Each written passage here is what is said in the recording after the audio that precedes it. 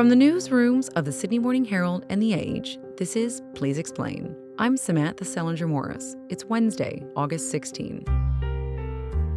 We are now firmly in the grip of Matildas mania. The Matildas are now where no Aussie football team has ever been before, into a World Cup semi-final. Epic win against France is the biggest sporting moment in the nation's history since Cathy Freeman's 400-metre win at the Sydney Olympics. Close to 50,000 people were in the stands in Brisbane watching the team battle France on Saturday. More than 4.7 million people tuned in to watch the live TV broadcast of the match. And hundreds of thousands more streamed the match at pubs and clubs around the country. Oh my God, best night of my life! Best night of my freaking life! Oh, it was amazing. Sam Kerr is the GOAT. Come on, Aussie! For countless Australians, just watching the seemingly endless penalty shootout between the teams left us feeling limp and gripping our foreheads. So how will the Matildas summon the energy and focus to do it all again tonight? Today, sports reporter Marnie Vinall on what tactics the women in green and gold might use in order to make it to the World Cup final, and whether a win tonight could be a turning point for women's sport in Australia. So, Marnie, tell me about Saturday's game, which was, of course, the Matildas' historic quarter-final victory over France. Where were you watching? Oh, it was truly a victory for the Ages. And I was watching at home by myself because I was helping out on the Ages live blog. But something really amazing about having that role for the night was that I got to witness all of Australia witnessing this moment. 21-year-old Courtney Vine at her first World Cup can write the Matildas into history. Cue the party!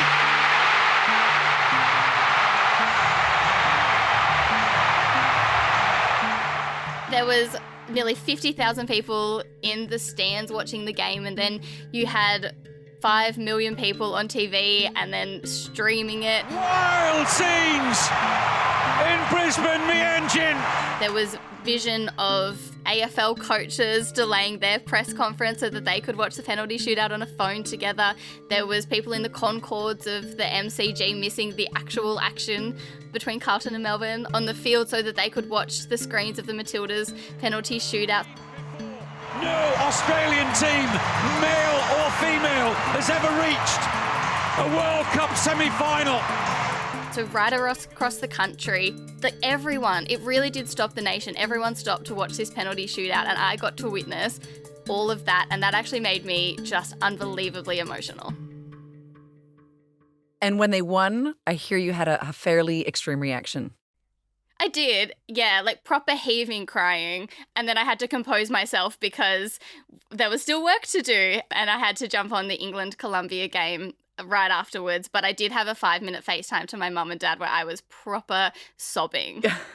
Okay, so to the match, the crowd really erupted when Sam Kerr, the Matildas captain, entered the game despite a calf injury.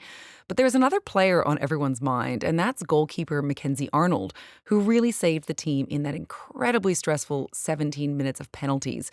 Can you tell me about Arnold's mindset and I guess just how much pressure she's under today in advance of tonight's match? Yeah, well, I think something that's amazing for the Matildas is that they really have trained for this, and they all spoke about it going into that penalty shootout. You know, Tony Gustafsson said to the team, "You're ready for this, you've trained for this, just go out and show the world that you're ready for this." And a lot of things like penalties, it's muscle memory, it's resorting, like going back to your training. Like Mary Fowler just said that, you know, she took it as there were 30,000 plus people just watching training. Like she just pretended it was training to just slot it through. And I don't think that is as true for anyone as Mackenzie Arnold.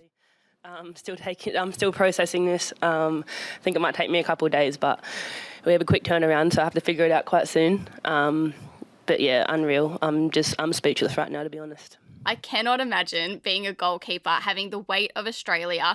And it's not like you're just taking one penalty. You have to be out there for the full 17 minutes. There were 20 penalties taken. So 10 of those, obviously, she was in the goal for. And then she stepped up to take a penalty herself, which she missed. So to then have the composure to go back in goal, to stand back on the line. I think something amazing as well is she kind of tried to control that situation as much as she could, because she made sure that she was always the person to grab the ball and give it to the Australian player. So she really had this cohesion with the Australian players. But the way they rallied around me and just kept me in it, at the end of the day, it's my job to keep the ball out of the net, and thankfully I could do that for them. But, honestly, we all do it for each other out there, and they have my back 100%.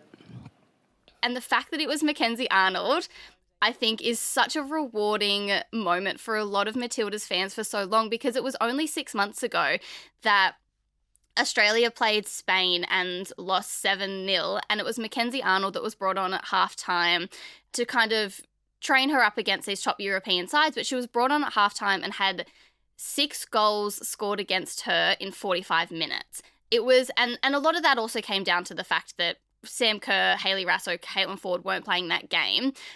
But she said herself, after that game, she thought, that's it, I'm third string goalie. I am behind Tegan Micah and Lydia Williams. That is my position on the team. But she didn't give up, and she kept going, and she's shown that she has this resilience and this confidence, and obviously these nerves of steel to hold out a 17-minute, the longest penalty shootout in World Cup history, men or women's. That's amazing. It's absolutely phenomenal. And of course, the stakes are high. Tonight will be the first ever semi-final for an Australian team in the FIFA World Cup. So can you tell me about the English team and just what the Matildas are really in for here? Yeah, this English side are coming off the back of winning the European Championship. So they won the Euros last year, and that did amazing things for England, kind of in the way that we're seeing here with the Matildas and Australia. But it gave this particular English side, the Lionesses, a lot of confidence. But they're going to be without their captain, Leah Williamson, who unfortunately did her ACL. I would love to see her out there, but unfortunately she is injured. And they also won't have Lauren James, arguably their best player and definitely their best up-and-coming player because of a red card. And the other thing is that a lot of the Matildas are really familiar with a lot of the English team players. I mean, you've got Caitlin Ford and Steph Catley who play for Arsenal. You've got Mary Fowler who plays for Man City. And the really intriguing matchup is that Sam Kerr, who plays for Chelsea, has a history of putting balls past England's goalkeeper, who is the best in the world, I might add. She recently got FIFA Best Women Goalkeeper, so she is the best in the world. But Sam Kerr has a history of just chipping balls past her when they meet in the Women's Super League. And Sam Kerr also had put one past her when they met in Australia in England's friendly back in April. So there's this glorious photo that I actually wrote a piece so that I could try and get it in the paper, which I did, because it is just a photo of Mary Earps looking so angry and Sam Kerr just absolutely elated. And that was right before Sam Kerr did a backflip, and that was the winning goal that Sam Kerr scored when she was playing for Chelsea against Mary Earps, who plays for Man United. Because every time that they match up in that Women's Super League, Sammy just seems to be able to just chip balls past her when no one else can. So that is definitely one matchup I'm very excited. But a quick question, I guess, to that would be that England has statistically outpassed and outscored Australia in this tournament and have held the ball really well. So what is the Matildas' biggest strength? Where can we take advantage? Yeah, that definitely comes down to defence. Historically, the Matildas' defence has had holes. It's been very shaky. When Tony was handed this Matilda side, 3-4 years ago, one of the biggest problem areas that he had was this defence, and it didn't really have depth. There was an over-reliance on the core players, and other teams were just able to score against Australia relatively easy. But that's been such an area of improvement for the Matildas. Even in this World Cup, 4 out of the 5 games, Mackenzie Arnold has managed to keep a clean sheet for Australia. And of course, that is backed by the Australian defence with players like Claire Hunt, who just debuted for the Matildas earlier this year, which just feels so surreal. She's a real bolter, the fact that she debuted for the national side just a few months ago, and now she's arguably one of the Matildas' most important players.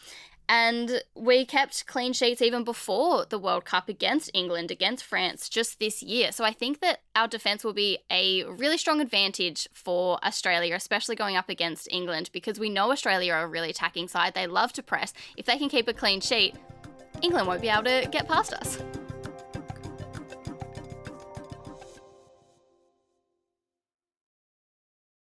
Now, you've spoken, of course, about just how successful the Matildas match on Saturday was, how many millions of people love the game, tuned in from stadiums, pubs, and living rooms all around the country.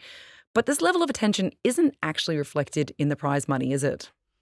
No, it's not. And I do like that there is a little bit of tension when it comes to this because the Matildas have a long and very storied history of activism and really pushing the envelope when it comes to pay equity within the football space. So the prize money for the World Cup is determined by FIFA, so by the tournament organisers.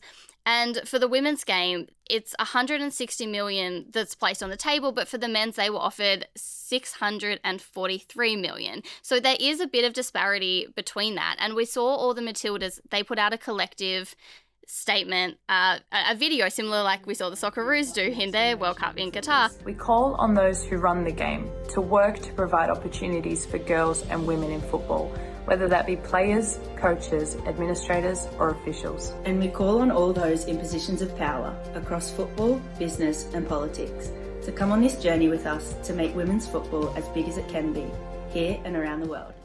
So it was really this collective statement just wanting to help close that gender prize money gap. And they also stood up for their rival nations where they want to see collective bargaining agreements allowed for all of these other nations when it comes to wages and working conditions. I mean, Melissa Barbiera, who is a former Matildas captain, she tweeted earlier and then wrote a piece about it, about how Anthony Albanese, the Australian Prime Minister, he's very happy to kind of push this notion of maybe you'll get a public holiday if the Matildas win the World Cup. But the thing that she really wants to see is more funding put into the A-Leagues and the domestic competition, because every single Matilda out there has come through the A-Leagues. Courtney Vine, who had the winning penalty kick, she plays for Sydney FC. She still plays in the A-League Women's, and I spoke to her on the eve of the tournament and she said that the impact that she hopes that this tournament really has will be reflected in the domestic competition, because at the moment no A-League women player can be full-time. The minimum salary, which Melissa Barbiera pointed out, is $25,000. So that's the minimum wage for all A-League women's players. And so Courtney Vine was saying, like, she hopes that this tournament will help boost that domestic competition so that eventually you can be an Australian full-time football player. I mean, that gap is actually quite astonishing, isn't it? $160 million from FIFA for the women, $643 million for the men. So what efforts have there been over the years to narrow this pay gap? The Matildas have really led the way when it comes to kind of activism in this space. I mean, if we go back 2 World Cups ago to 2015, the Australian squad, which included so many of these current members, like it had Sam Kerr, Caitlin Ford, Katrina Gorry and Steph Catley, they all refused to tour America and face off with the World Cup champions at that time, the USA, over a pay dispute. So the Matildas contracts were worth just $21,000 before match payments, and that was well below the country's minimum wage. So they just wouldn't, they said, we're not getting on the plane, and they didn't. And then we go to 2019, and then there's this collective landmark bargaining agreement that helped really close that pay gap between Australia's men's teams, the Socceroos, and the Matildas, and it guaranteed that both teams an equal of 24% cut of the total national team revenues, which meant that Australia's best women footballers would receive an annual salary of between $66,000 and $100,000, and that was a massive jump from the 2015 retainer, which was just $21,000.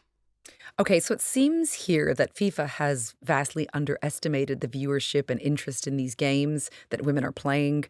So do you believe this Matildas mania and national moment is perhaps a catalyst for change? I would like to think so, but I think time will really tell when it comes to things like that. I mean, we saw this massive uptick in care about football or soccer when the Socceroos played in Qatar. There was thousands of people that turned out all across Australia, and then we kind of saw this lull again. And of course, there was a bit of dispute within the A-Leagues that didn't really help with that. But there is a lot of hope that what the Matildas are doing and all of the attention and all of the viewership is really going to be that catalyst for change when it comes to an investment in women's football and football in general in Australia. I mean, even just the amount of new audiences that are watching football for the first time. You know, I've seen across social media a lot of people, a lot of women be like, oh, I never thought I was a sports fan, but it turns out I am a sports fan. It just wasn't the traditional ones put in the mainstream that really appealed to me. And so now I'm going to kind of turn my attention to football. And I think also it'll really affect participation rates. You know, all of these kids that are just really being affected by all of this Matildas mania, saying that I want to be a Matilda, I want to go and do what they're going to do. So they're going to start playing, and then that's going to put pressure from the ground upwards, and hopefully we will see change. I guess as a last question, are you concerned you'll be crying in the office again come tonight? Yeah. So I am about to jump on a plane to Sydney, so I will be there for the game tonight, which I am very excited about. So I think I'll be trying to stay as composed as possible, depending on how the game unfolds and what the result will be. But just being amongst 75,000 people in green and gold, I mean, that's enough to make me start crying now, if I'm going to be honest. Even the fact that there's probably girls around the country right now that might not have been interested in football or soccer before, and they're going to watch these games, have a connection with a certain player or a certain moment, and that's going to ignite their love for it, and they're going to grow up, and one of them is probably going to be a future Matilda, and we're going to be telling that story in 20 years' time, and that just really does give me goosebumps. Thank you, Marnie, for joining us. I can't wait to find out just how many tears you shed. Thank you so much.